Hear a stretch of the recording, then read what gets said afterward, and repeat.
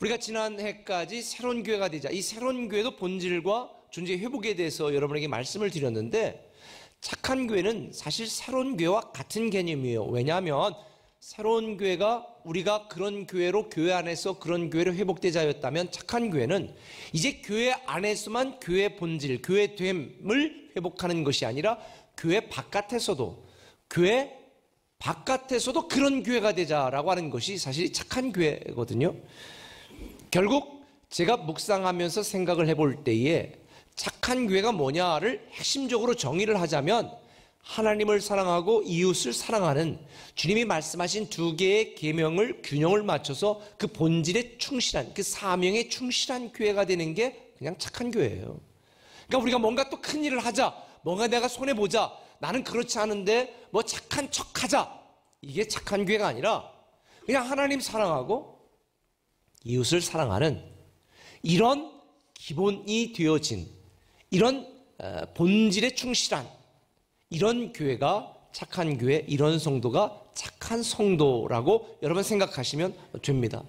사실 우리가 하나님을 사랑하는 마음도 없고 이웃을 사랑하는 마음도 없는데 사람들의 시선을 의식해서 억지로 하는 건, 이건 바리새인과 같은 거예요. 저는 여러분들을 바리새인을 만들겠다는 의도가 아닙니다.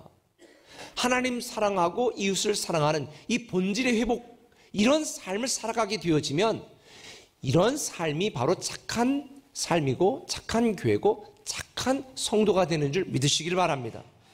우리가 마땅히 해야 될 일을 하는 교회, 마땅히 살아야 될 삶을 살아가는 것, 이런 삶을 살아가면 우리는 우리가 의도하지 않아도 새로운 기쁨을 누리게 되는 겁니다. 근데 요즘 이렇게 당연하고 평범하고 너무 본질적인 이런 교회, 이런 건강한 교회, 좋은 교회, 착한 교회 찾는다는 게 쉬운 일은 아닌 것 같아요. 나아가서 이렇게 그냥 당연한 걸 당연하게 생각하는 착한 성도 찾는 것도 만만한 일은 아닌 것 같습니다. 요즘만 그런 게 아니라 성경에 등장하는 교회들도 그랬던 것 같습니다. 오늘 우리가 읽었던 이 고린도 교회, 사실 이 고린도 교회가 문제가 참 많은 교회였습니다. 여러분들이 고린도 전후서를 읽어보면 마치 오늘날 교회의 축소판처럼 많은 문제를 갖고 있었던 교회. 사실 이 고린도라고 하는 지역은 항구 도시였고, 오늘날로 말하면, 미국으로 말하면 라스베가스 같은 향락의 도시였습니다. 이런 곳에서 신앙생활하고 열심히 하나님을 섬기겠다고 하는 이 고린도 교인들 정말 열심히 신앙생활을 했거든요. 그래서 바울이 그들을 격려하고 칭찬도 했습니다. 그런데 오늘 보면 그들은 착한 성도로 하나님을 섬긴 게 아니라 나쁜 성도로 하나님을 섬겼습니다. 다시 말하면 하나님이 말씀하신 영적인 의도를 가지고 순수하게 하나님을 섬긴 게 아니라 육적인 이기심과 탐욕을 가지고 하나님을 섬겼던 것입니다. 겸손히 열심을 낸 것이 아니라 인정을 받으려고 열심을 냈습니다. 하나님을 사랑하고 이웃을 사랑하고 교회를 사랑하는 마음으로 열심을 낸 것이 아니라 사람들에게 주목받고 인정을 받으려고 열심을 냈습니다. 그러니까 주목받지 못할 때에 서로 시기하고 질투했고, 인정받지 못했을 때에 서로 미워하고 분노했던 것이 고린도 교회의 모습이었습니다. 우리가 교회에 와서 서로 파당을 짓고 힘들게 하고 시기 질투하고 이러려고 교회 오는 사람은 없습니다. 사실 우리가 교회 오면 들어오는 순간 마음이 평안해지고 기쁨이 넘치고, 만나는 성도들마다 서로 인사하고 서로 격려하고 위로하고 힘이 되어줘야지, 아이고 저거 참 어디 뭐 이상한 거 들었네, 저건 얼마짜리인가, 아이고 나보다 더 잘 사나 보다, 막 시기하고 질투하고 이런 시선으로 서로 보고 살려고 교회 오는 게 아니잖아요. 그런데 고린도 교회가 그랬단 말이에요. 저는 이 고린도 교회와 오늘날 일부 성도들의 모습을 보면서 이런 생각을 했어요. 왜 하나님을 믿는 사람들이 그럴까? 왜 하나님을 사랑하고 이웃을 사랑하는 이 사랑이 넘치는 이런 가장 기본적이고 당연하고 평범한 이런 신앙생활을 하지 않고 왜 고린도 교회 성도들처럼 교만하여서 서로 시기 질투하고 파당을 짓고 서로 미워하고 왜 분열하고 왜 이런 일들이 일어날까? 하나님을 사랑하고 이웃을 사랑하는 이 기본적인 이 본질의 회복이 되어진다면 우리는 착한 교회, 착한 성도가 될 수 있습니다. 저는 여러분들이 우리 꿈의 교회 안에서 이런 넘치는 잔잔한 사랑 안에서 정말 행복하고 새로운 기쁨과 평화를 누리는 여러분 되시기를 예수님의 이름으로 축원합니다. 그런데 우리가 착한 성도가 되려면 어떻게 될까? 착한 성도가 어떤 성도일까? 제가 오늘 본문을 통해서 연구를 해보니까 착한 성도는 이렇게 정의할 수 있을 것 같아요. 하나님 편에 서는 성도, 이게 착한 성도예요. 어떤 성도? 하나님 편에 서는 성도가 착한 성도예요. 오늘 본문 4절을 같이 한번 읽어보십시다. 시작. 어떤 이는 말하되 나는 바울에게라 하고 다른 이는 나는 아볼로에게라 하니 너희가 육의 사람이 아니리요. 이 고린도 교회는요, 야 나는 바울파다. 바울이 개척했거든요. 나는 아볼로파다. 아볼로가 와가지고 교인들을 양육시켰거든요. 그러다 보니까 교인들 중에 나는 바울파다, 나는 아볼로파다. 그러니까 그들 중에 또 어떤 분은 나는 무소속이야, 이런 분도 있고. 그러다가 서로 싸우는 게 싫으니까 나는 그리스도파야, 이런 분들도 있었던 거예요. 근데 바울은 이런 고린도 교회 성도들을 향해서 뭐라고 말하냐면 너희는 육신에 속한 자다라고 말하는 거예요. 여기서 육신에 속한 자라는 단어를 제가 분석을 해보니까 교회를 안 다니거나 예수를 안 믿는 사람의 의미가 아니라 교회는 다니는데 믿음의 행위가 없고 아무런 믿음의 능력이나 성령의 열매가 없는 사람, 다시 말하면 육에 속한 사람, 예수는 믿지만 그 믿음이 사랑의 실제가 되지 않고 지식에 머물러 여전히 그들의 삶의 주인은 자기 자신이 되어서 경건을 자기 자신의 이익의 재료로 생각하는 사람들이 고린도 교회 성도들이었어요. 그러니까 세상 사람들과 다를 바가 없는 거예요. 교회 안에 서로 편을 가르고 파당을 만들고 내 편이 아닌 사람들을 공격하고 있었던 것입니다. 물론 세상에서는 어느 편에 서느냐는 굉장히 중요합니다. 어느 줄에 서느냐가 너무 중요해요. 왜? 내가 어느 편에 서고 어느 줄에 서느냐에 따라서 승진이 결정될 수도 있고, 그래서 항맥, 인맥, 연줄 이걸 막 따지는 거 아닙니까? 근데 큰 교회들은 보통 보면 목사님들도 어느 줄에 서느냐, 이걸 목사님에게 인정받는 부목사님 줄에 서느냐, 이런 분들도 있대요. 그런데 우리 교회는 이미 제가 얘기했어요. 줄을 만들면 그 줄은 다 아웃이다. 줄을 만들면 안 돼. 왜? 교회는 한 마음이 돼서 섬겨야지. 줄을 만들면 안 돼. 파당을 지면 안 돼요. 이건 제 소신입니다. 왜? 성경에 보면 하나님은 하나 되어 교회를 부흥시키지만 사단은 분열시켜 교회를 망치거든요. 오늘날 한국 교회가 점점 떨어지는 이유가 무엇입니까? 사단이 분열시키기 때문이에요. 파당을 짓게 만들기 때문입니다. 조선이 왜 망했어요? 파당 져서 망한 거예요. 당파 싸움하다가. 교회가 왜 망합니까? 서로 파당을 지니까. 담임 목사파, 장로파, 무소속, 그리스도파 아무 소용이 없는 거예요. 아무 소용이 없어요. 심지어 어느 교단이냐, 이것도 아무런 필요가 없어요. 하나님 나라에는 하나님 편이냐 마귀 편이냐만 있는 거지, 장로교 합동측이냐 통합측이냐, 저는 장로교가 너무 파가 많아가지고, 여러분 이게 침략이냐 성교육이 하나도 중요하지 않아요. 하나도. 그런데 이렇게 제가 이야기하면 여러분들 중에 그럼 하나님 편에 선다는 게 무슨 의미지? 라고 궁금한 분들이 있을 거예요. 여러분, 세상의 편에 서는 거와 똑같아요. 같은 편이 된다는 건요, 다시 말해서 우리가 하나님 편에 선다는 것은 하나님의 주장, 하나님의 계획, 하나님의 말씀, 하나님의 생각에 동조하고 지지하는 거예요. 하나님이 하시는 일을 같이 하는 거예요. 이게 하나님 편에 서는 거예요. 사람들도 같은 편에 서면 뻔히 이게 아닌 줄 알면서도 자기 편 이야기를 막 하잖아요. 같은 편에 서 있으면 상대편이 비록 옳은 주장을 해도 막 억지 주장을 하잖아요. 같은 편 이야기를 하잖아요. 우리가 하나님 편에 선다는 것은 내 생각, 내 의, 내 계획과는 달라도 하나님이 말씀하시는 대로 하나님이 하시는 일을 지지하고 하나님 일에 참여하고 하나님이 하시는 일을 이야기하는 게 하나님 편에 서는 거예요. 저는 올해 여러분들이 하나님 편에 서시기를 바랍니다. 근데 우리가 누구 편에 서려면 이게 코드가 맞아야 되죠. 그렇죠? 우리가 정치를 하고 세상에서도 코드가 안 맞으면 같은 편이 될 수가 없어요. 그럼 우리가 하나님 편에 서려면 하나님과 코드가 맞아야 돼. 하나님 코드가 뭔지 아세요? 하나님은 사랑이시라. 하나님의 코드는 사랑이에요.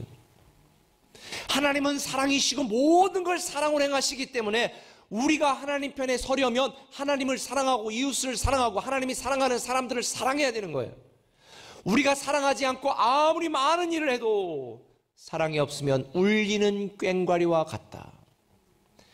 교회 안에도 헌신하고 일하는 사람이 많습니다. 그런데 제가 교회 일은 사역이 아닙니다. 부담스럽지요. 사역은 어떤 분들은 수준 있는 분들은 사명이라고 생각합니다. 하기 싫어도 이건 해야 됩니다. 사명입니다.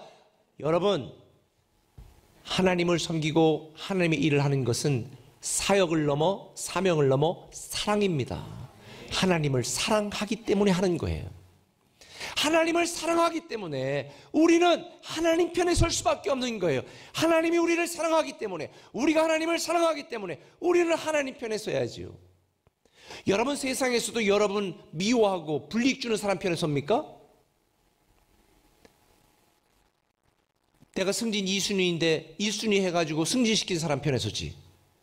나를 위해 일하는 사람 편에 서잖아요. 하나님은 항상 우리를 위해 일하세요. 자기 아들도 아끼지 아니하시고 이 땅의 독생자 예수 그리스도를 보내신 우리를 사랑하시는 하나님 편에 서지 않는다면 대체 누구 편에 서겠습니까? 일시적인 우리 편이 아니라 영원히 우리 편이신 하나님 편에 서는 성도가 착한 성도입니다. 결국 지난주 말씀드린 것처럼 하나님을 사랑하고 하나님을 인정하여 하나님을 공경하는 성도가 착한 성도입니다. 올해 여러분들이 새로운 기쁨이 넘치는 한 해가 되기를 원하신다면 여러분의 생각과 다르고 여러분의 계획과 다르고 여러분의 감정과 다르다 할지라도 여러분을 사랑하시는 하나님 편에 서기로 다니엘처럼 뜻을 정하고 결단하시길 바랍니다. 하나님 편에 서는 순간 여러분의 인생은 새로운 기쁨이 넘치게 되어 있어요. 제가 작년에도 소개한 적이 있는데 출애굽기 32장에 보면 한 사건이 나오잖아요. 모세가 시내산에 가서 십계명을 받으러 40일 동안 나타나지 않으니까 성도들이 어떻게 했어요? 금송아지를 만들고 이게 우리 하나님이다 그랬어요. 그때 모세가 내려와서 너무 분노하고 진노했잖아요. 그때 뭐라고 그랬어요? 모세가 그들을 보면서 한번 읽어볼까요? 출애굽기 32장 26절 같이 읽습니다. 이에 모세가 진 문에 서서 이르되 누구든지 여호와의 편에 있는 자는 내게로 나아오라 하매 레위 자손이 다 모여 그에게로 가는지라. 29절 모세가 이르되 각 사람이 자기의 아들과 자기의 형제를 쳤으니 오늘 여호와께 헌신하게 되었느니라. 그가 오늘 너희에게 복을 내리시리라. 여러분, 모세가 말하는 거예요. 이렇게 범죄한 백성들, 여기에 내 사촌도 있고 사돈의 팔촌도 있다. 근데 누가 하나님 편에 서서 이들을 처단할 것이냐? 그때 레위지파가 우리가 하겠습니다. 그리고 나선 거예요. 그리고 하나님께서는 레위지파를 통해 그들을 책망하신 다음에 29절에 오늘 너희들이 여호와께 헌신하게 되었으니 오늘 너에게 복을 내리시리라. 그리고 레위지파를 제사장 지파로 삼으셔서 계속해서 하나님을 섬기는 특권을 주신 줄 믿으시길 바랍니다. 우리가 하나님 편에 서기 위해서 때때로 우리에게 불리한 결단을 내려야 될 수도 있습니다. 우리가 하나님 편에 서기 위해서 때때로 내 이익이 되지 않는 결단을 내려야 될 때도 있습니다. 그런데 이거 아세요? 세상 사람들 편에 서면 그 사람이 몰락할 때 여러분도 같이 몰락하지만 비록 우리가 손해보는 것 같고 우리가 바보처럼 보여도 우리가 하나님 편에 서기 위하여 헌신하고 살아간 우리의 삶은 하나님이 끝까지 책임지시고 보상하십니다. 올 한 해 동안 여러분들이 그 어떤 괴롭고 답답한 상황에서도 하나님 편에서는 착한 성도 되시기를 예수님의 이름으로 축원합니다. 한 걸음 더 나가서 착한 성도가 된다는 게 뭐냐? 하나님의 일을 하는 성도가 착한 성도입니다. 한번 따라합시다. 하나님의 일을 하는 성도. 오늘 본문 5절에 보면 이런 말씀이 나오잖아요. 같이 읽어볼까요? 그런즉 아볼로는 무엇이며 바울은 무엇이냐? 그들은 주께서 각각 주신 대로 너희로 하여금 믿게 한 사역자들이니라. 이 바울과 아볼로 모두가 다 고린도 교회를 섬겼었는데 그들은 자기 이익을 위해 섬긴 게 아니에요. 우리는 하나님의 일을 감당한 사역자들에 불과했다라고 말하는 거예요. 하나님을 섬기는 사역자라는 거예요. 근데 성경이 보면 뭐라고 말하냐면 바울과 아볼로만 사역자가 아니라 우리 모두는 하나님을 섬기는 하나님의 일을 하는 하나님의 사역자라고 설명해 주고 있습니다. 우리는 그런 의미에서 왕같은 제사장이라고 베드로전서 2장 9절은 말하고 있는 거예요. 목사만 사역자가 아니라 여러분, 저와 여러분 모두가 하나님의 사역자라는 거예요. 사역자라는 건 뭐냐? 하나님의 일을 하고 하나님을 섬기는 사람들. 여러분 하나님을 섬긴다고 그러죠. 여러분 하나님의 사역자예요. 하나님을 섬기는 역할만 다른 것뿐이지 우리 모두는 하나님의 일꾼이란 말이에요. 믿습니까? 여기서 사역자라고 하는 단어는 디아코노스라는 헬라어 단어예요. 제가 미국에서 처음 개척했을 때에 교회 이름이 디아코노스 교회였습니다. 섬기는 교회. 이 디아코노스라고 하는 단어의 뜻은 웨이터, 보이, 그 다음에 조타수, 뭐 이런 뜻이에요. 이 디아코노스에서 영어 디컨이라는 단어가 파생됐고, 디컨이라는 단어가 뭔지 알지요? 집사예요, 집사. 지난주에도 우리가 직분자 임명했습니다. 집사 땄다고 좋아하지 마세요. 무술이 된 겁니다. 속된 말로 시다발이 된 겁니다. 누구의? 하나님의 일을 하는 일꾼이 됐다는 거예요. 이 본문 5절을 쉬운 성경을 한번 읽어볼까요? 이렇게 되어 있습니다. 같이 읽습니다. 도대체 아볼로가 무엇이고 바울이 무엇입니까? 나나 아볼로나 여러분을 믿도록 하고 주님께서 각 사람에게 할 일을 맡기셔서 일하는 일꾼에 불과합니다. 이 사역자들, 우리 모두는 하나님의 일을 위해 쓰임받는 하나님의 사역자, 하나님의 일꾼에 불과합니다. 오늘날 교회에 왜 문제가 생깁니까? 목사가 교회 주인 노릇하려니까 문제가 생기는 거죠. 장로들이 교회 주인 행사하니까 교회 분쟁이 생기는 거죠. 집사들이 똘똘 뭉쳐 힘을 발휘하려고 하니까 교회에 파당이 생기는 거죠. 여러분, 종이 주인 행사하려는 게 오늘날 한국교회의 가장 큰 문제입니다. 제가 늘 얘기하는 것처럼 목사는 거룩한 교회를 위한 거룩한 소모품이고 여러분 모두 하나님의 일을 하는 사역자라는 사실을 꼭 기억하시기를 바랍니다. 우리가 하나님의 일을 하는 하나님의 사역자라고 하는, 섬기는 종으로 부름받았다라고 하는 이 생각을 갖지 않고 주인 행세하려 하면 교회는 문제가 생깁니다. 물론 우리는 하나님의 자녀로 위대한 신분을 가졌습니다. 그런데 제가 여러분에게 지금 종이라고 하는 이유는 하나님을 섬기는 우리의 역할, 우리의 자세를 의미하는 것입니다.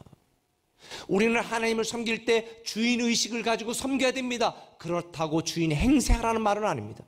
주인의식을 가지고 주도적으로 하나님을 섬기는 것과 내가 주인이라고 생각해서 주인 행세를 하는 것과는 전혀 다른 의미입니다. 저는 우리 꿈에게 성도들은 주인의식을 가지고 하나님의 자녀다운 이 믿음을 가지고 정말 겸손하게 하나님을 섬기는 사역자가 되시기를 예수님의 이름으로 축원합니다. 우리 교회에서는 목사도 장로도 그 어떤 성도도 주인 행세하지 않기를 바랍니다. 이게 건강한 교회예요. 우리 교회는 모든 신자가 사역자로 섬기는 사랑의 공동체 되어 세상을 변화시키는 교회, 이게 우리 꿈에게 비전입니다. 모든 성도가 사역자로 섬기는 사랑의 공동체가 되는 거예요. 저는 여러분 모두가 하나님을 잘 섬길 수 있도록 돕도록 부름받은 하나님의 종이고, 여러분은 목사로부터 잘 말씀을 듣고 양육받고 훈련받아 여러분의 일터와 가정과 직장과 이 세상 또 교회 안에서 하나님의 일을 하는 하나님의 사역자인 줄 믿으시길 바랍니다. 그렇기 때문에 하나님의 일은 강요나 억지에 의해서 하는 것이 아니라 하나님의 사랑 때문에 하는 것입니다.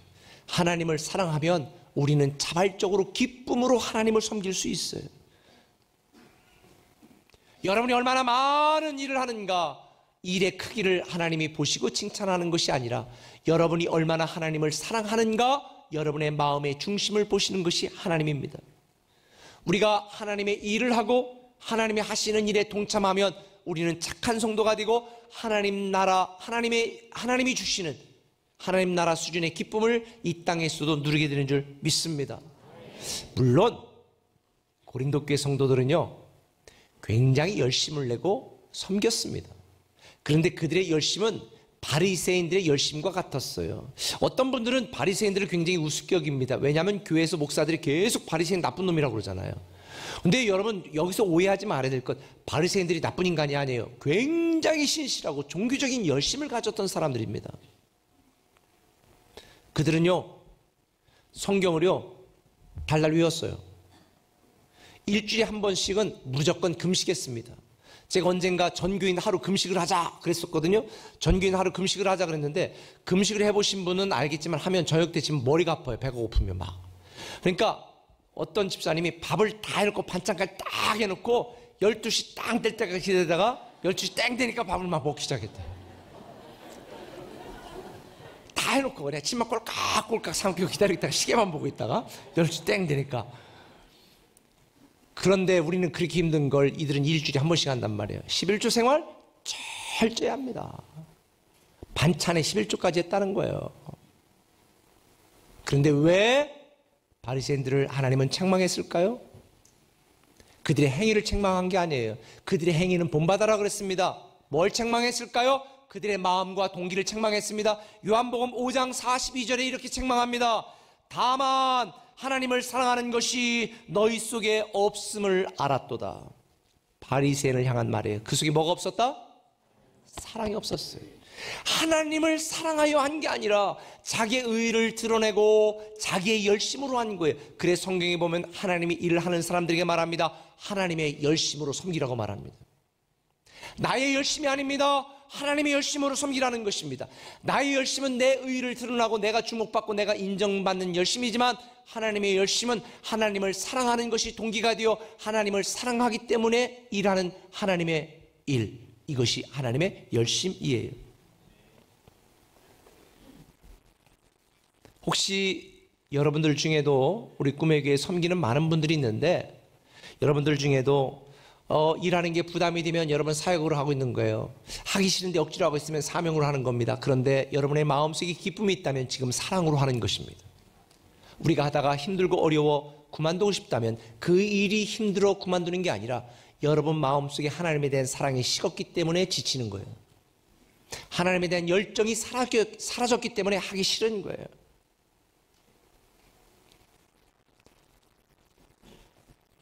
우리가 예수 믿는 행복과 기쁨을 누리려면 행위에 앞서서 본질이 바뀌어야 됩니다. 하나님에 대한 사랑이 동기가 되어 섬겨야 됩니다. 성경은 이것을 하나님의 열심이라고 표현하는 거예요. 사랑하는 꿈의 교회 성도 여러분, 저는 여러분들이 하나님의 열심으로 사랑이 동기가 되어 하나님의 일을 하는 저와 여러분 되시기를 예수님의 이름으로 축원합니다. 근데 여기에서 이 말을 하면 여러분에게 지금 아이고 나한테는 해당사항 없다 생각하는 분들이 대다수일 거예요. 왜? 안 섬기니까. 하나님의 일을 안 하니까. 그래서 제가 여러분에게 하나님의 일이 뭐냐 이걸 좀 알려드려야 되겠어요. 왜? 여러분 모두 하나님의 사역자니까. 자, 요한복음 6장 29절을 같이 한번 읽어보실까요? 같이 읽습니다. 시작. 예수께서 대답하여 이르시되 하나님께서 보내신 일은 믿는 것이 하나님의 일이니라 하시니. 예수님께 뭐라고 말했어요? 하나님의 일이 뭐라고요? 하나님이 보내신 예수 그리스도를 믿는 것이 하나님의 일이라는 거예요. 뭘 믿는 거예요? 예수님이 내 인생의 구원자요 내 주인이라는 걸 믿는 거예요. 예수 그리스도가 내 인생의 구원자요 주인이라는 것을 믿으면 교회 안에서만 믿어야 돼요? 바깥에서도 믿어야 돼요? 내 전 삶을 향해 삶 속에 믿는 거예요. 다시 말하면 하나님의 일은 교회 와서 주차 관리하는 거, 교사하는 거, 목자하는 거, 이게 하나님의 일의 전부가 아니라 내 모든 삶의 영역에서 예수 그리스도가 내 인생의 구원자요 주인이라는 걸 믿고 인정하고 그렇게 살아내는 삶이 하나님의 일이에요. 목사에게 하나님의 일은 강단에 설교하고 가르치는 일만 하나님의 일이 아니라 사실은 살아가는 모든 삶이 하나님의 일인 거예요. 여러분도 마찬가지예요. 그래서 성경에 보면 너희가 먹든지 마시든지 무엇을 하든지 하나님의 영광을 위하여 하라는 이 말은 여러분이 가진 것, 소유한 것, 여러분의 존재 자체가 그 주인이 여러분이 아니라 누구라고? 예수 그리스도라는 사실을 믿고 여러분의 삶 속에 그렇게 살아내는 삶이 하나님의 일이에요. 그러므로 여러분의 직장생활 하나님의 일입니다. 여러분의 가정생활 하나님의 일입니다. 여러분의 사업장 하나님의 일입니다. 여러분의 자녀 양육 하나님의 일입니다. 그런데 이 고린도 교회 성도들은 예수 그리스도가 자기의 주인이라는, 그래서 예수 그리스도를 높이고 그분의 뜻에 순종하기 위하여 섬기고 열심을 낸 것이 아니라 내 의 드러내고 내가 인정받기 위하여 섬겼기 때문에 그들은 책망을 받은 것입니다. 하나님의 일은 안수받은 목사들만 하는 게 아니고 교회 직분자들만 하는 게 아니라 여러분 모두가 하나님의 사역자예요. 하나님을 믿는 것이, 하나님이 보내시는 일을 믿는 것이 하나님의 일이라면 하나님이 보내신 예수 그리스도의 제자가 되고 그분의 말씀을 따르고 그분의 명령을 따르고 그분이 사랑하라고 했으니 우리도 사랑하며 살아가는 우리의 삶이 하나님의 일이에요. 저는 여러분이 하나님의 일을 하는 하나님의 사역자로서 올 한 해를 사시기를 예수님의 이름으로 축원합니다. 자녀 양육하는 거 하나님의 일입니다. 그 자녀를 하나님의 리더로 복음을 위하여 귀하게 쓰임받도록 내가 후원하고 키우고 잘 양육해 세상에 내놓는 것이 하나님의 일이거든요. 여러분의 사업장 잘 운영해서 돈 많이 벌고 그 사업장에 오는 사람들을 하나님을 알게 하고 그 사업장을 통해 얻은 이익을 통해 하나님의 일을 하고 여러분에게 주신 분복을 누리고, 이게 다 하나님의 일이에요. 하나님의 일은 행위에 있는 것이 아니라 우리의 존재에 있는 것이고 우리의 삶에 있는 것입니다. 그래서 우리 꿈의 교회가 강조하는 것처럼 알미 삶이 되는 교회. 저는 여러분들이 하나님의 일을 하는 착한 성도가 되시기를 예수님의 이름으로 축원합니다.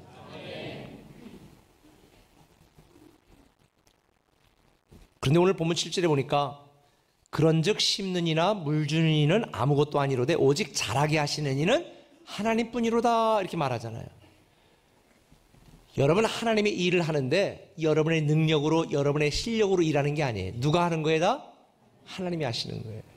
제가 2007년도에 14년 동안 일하고 너무 힘들고 지쳐가지고 좀 쉬었으면 좋겠다, 안식년을 갔으면 좋겠다 이런 생각을 했는데, 그때 공주에서도 매주마다 뭐 10몇 명씩 계속 성도들이 오니까 쉴 수가 없는 거예요. 목사님이 이렇게 새 가족들이 오는데 어떻게 쉽니까? 그런데 그때 기도했어요. 하나님 말씀해 주십시오. 그때 제가 깨달은 말씀이 이겁니다. 네가 했냐? 네 능력으로 했어? 네 실력으로 했냐? 다 내가 한 거야. 그때 제가 딱 깨달았어요. 아, 하나님 제가 한 게 아니군요. 하나님이 하셨군요. 하나님이 하세요. 그리고 제가 딱 떠났어요. 10개월 동안. 그리고 제가 딱 떠나 10개월 동안 교회가 망했냐 줄었냐? 아니라니까. 10%가 더 성장을 했다니까. 여러분 삶에 여러분의 능력으로 실력으로 한 줄 아세요? 착각하지 마세요. 다 누가 하신 거예요? 하나님이 한 거예요. 제가 오늘 공주 설교하고 오면서도 그랬어요. 여러분 참 많이 애쓰고 여러분 통해서 한 많은 일들이 있습니다. 근데 착각하지 마세요. 여러분이 한 거 아니에요. 누가 한 거예요? 하나님이 하신 거예요. 하나님이 우리를 통해 하신 거지 내 능력으로 한 게 아니에요. 그래서 저는 이런 늘 각오와 생각을 갖고 목회합니다. 누가복음 17장 10절에 나는 무익한 종이라 나는 마땅히 할 일을 한 것뿐입니다. 이게 섬기는 자의 자세예요. 저는 여러분들이 나중에 하나님 앞에 갈 때 나는 마땅히 할 일을 한 것뿐입니다. 자녀를 잘 양육한 것도, 교회에 잘 섬긴 것도, 여러분의 남편을 잘 세운 것도 나는 마땅히 할 일을 한 것뿐입니다. 그게 종의 자세예요. 하나님의 일을 하는 착한 성도의 모습입니다. 오늘 많은 사람들이 왜 하나님 나에게 더 많은 것을 주지 않습니까? 불평합니다. 그런데요, 2월 4일 나와서 설교할 최병락 목사님이 쓴 다시 일어남이라고 하는 책에 보면 이런 내용이 있습니다. 한번 제가 읽어볼게요. 세상에서 가장 불행한 사람은 한 달란트를 받은 사람이 아니라 한 달란트 받았다는 사실을 인정하지 않는 사람입니다. 행복은 5달란트 받을 때 생기는 것이 아니라 한 달란트를 묻어두지 않고 사용할 때 생기는 겁니다. 여러분, 하나님이 여러분에게 주지 않으셨다고 징징대거나 불평하지 마시고, 하나님이 이미 여러분에게 주신 것들, 하나님의 일을 위하여 여러분 사용하지 않은 것에 대해서 불편해하시기 바랍니다. 하나님의 일을 하는 성도, 이게 착한 성도입니다. 근데 여기서 여러분 착각하면 안 되는 게 있어요. 오해하면 안 되는 게 있어요. 많은 분들이 하나님의 일을 한다고 생각해요. 하나님을 위한 일을 한다고 생각해요. 근데 하나님을 위한 일을 하는 게 아니에요. 하나님이 일을 하는 거예요. 하나님의 일을 하는 것과 하나님을 위한 일을 하는 것은 달라요. 많은 사람들이 이렇게 하나님을 섬기는 삶을 살면 뭔가 내게 손해보는 거 아닌가, 부담되는 거 아닌가라는 생각을 해. 천만의 말씀이요. 성경을 보면 오늘 8절에 이렇게 말합니다. 심는 이와 물 주는 이는 한 가지나 각각 자기가 일한 대로 자기의 상을 받으리라. 각각 자기가 일한 대로 자기의 상을 받으리라 말하는 거예요. 여러분, 많은 사람들이 하나님을 위해서 일한다고 생각하는데 아니에요. 나를 위해서 일하는 거예요. 내가 하나님의 일을 하면 하나님은 나를 위해 일하시거든요. 믿습니까? 많은 사람들이 내가 하나님을 위해서 얼마나 많은 일을 하는데 착각합니다. 아니에요. 오해하지 마세요. 하나님의 일을 하는 거예요. 우리가 하나님의 일을 하면 하나님은 우리를 위해 일하세요. 그래서 오늘 본문에 보면 뭐라고 말했어요? 사람은 각각 자기가 행한 대로 받을 것이라는 거예요. 상을 받을 것이라는 거예요. 여러분, 자녀들을 양육하고 키울 때에 공부 열심히 하라는 건 누구를 위해서 하는 거예요? 네? 공부 열심히 하라는 건 누구를 위해서 하라는 거냐고. 저를 위해서 하라는 거지 부모를 위해서 하는 게 아니에요. 하나님이 여러분에게 하나님의 일을 하라는 것은 여러분을 위하여 여러분에게 더 많은 상을 주시기 위해서 하는 거예요. 저는 여러분이 하나님의 일을 하는 착한 성도가 되시길 바랍니다. 다 여러분을 위한 것입니다. 이기주 작가 쓴 오늘 행복해야 내일도 행복하다라는 책에 있어요. 이 책에 보면 이런 이야기를 합니다. 후회가 된다는 건 어쩌면 최선을 다하지 못했다는 것이다. 미련이 남는다는 건 어쩌면 노력을 다하지 못했다는 것이다. 올해 여러분 하나님의 일을 하고 하나님을 사랑하는데 여러분 후회하지 않을 만큼 사랑하시기 바랍니다. 여러분 하나님 섬기되 미련이 남지 않을 만큼 섬기시기 바랍니다. 올해 우리 꿈에게는 여러 분야에서 많이 섬기는 분들이 있습니다. 교회를 위해서 희생한다고 착각하지 마세요. 누구를 위해서 하는 거예요? 여러분 자녀를 위해서 하는 거예요.